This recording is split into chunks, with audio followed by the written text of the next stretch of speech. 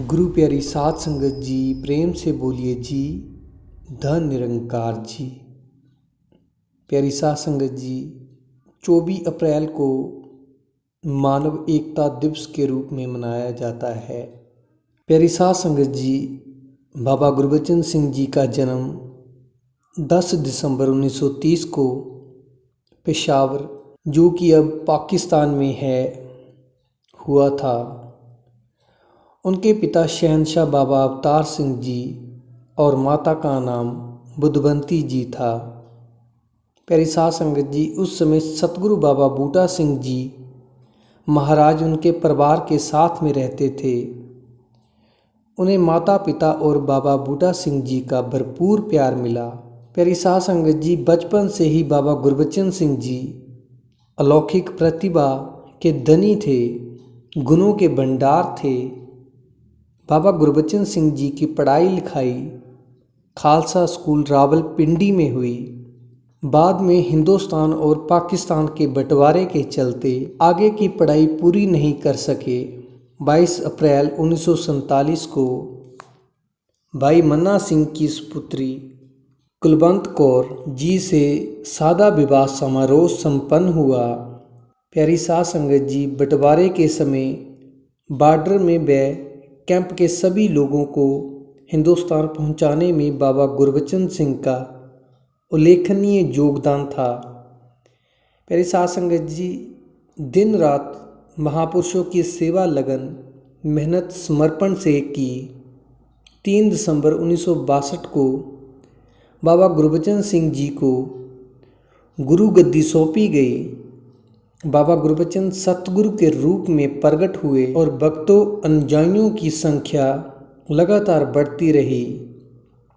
बाबा गुरबचन सिंह जी वो मानवता के मसीहा, बली पीर पैगंबर थे, जिन्होंने मानवता के लिए अपने प्राणों की आहुति दे दी।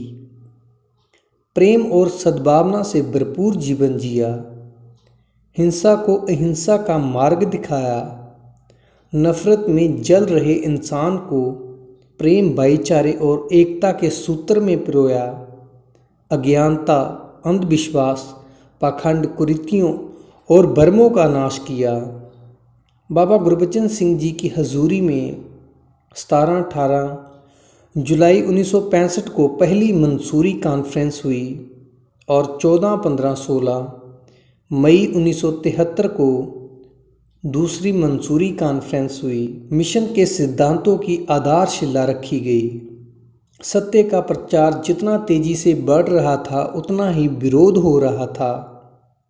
कई बार बाबा गुरबचन सिंह जी पर हमले के प्रयास किए गए। 13 अप्रैल 1978 को बैसाखी समागम अमृतसर में विरोधियों ने हमला किया और 18 जानें चली गई। कई निरंकारी संतों को लगभग 2 वर्षों तक न्यायिक हिरासत में रखा गया। अंत में कोर्ट ने निरंकारी संतों को निर्दोष बरी किया। बाबा गुरबचन सिंह जी पर हमले का प्रयास कानपुर उत्तर प्रदेश और दुर्ग मध्य प्रदेश में भी किया गया।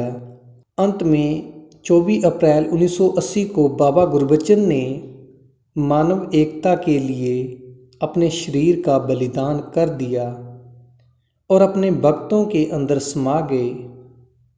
बाबा गुरबचन जी की हत्या कोई नहीं कर सकता। बाबा गुरबचन जी ने कहा कि गुरु शरीर नहीं, ज्ञान है, निरंकार है। और आज करोड़ों भक्तों के अंदर बाबा गुरबचन समाये हैं।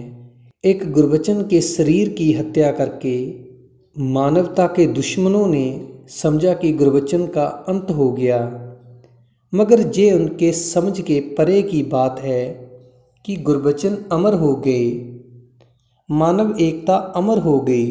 हमें मानव एकता के महाअभियान को तन से, मन से, धन से आगे बढ़ाना है, तभी हमारा मानव एकता दिवस सार्थक होगा। प्यारी साध संगत जी, धन निरंकार जी।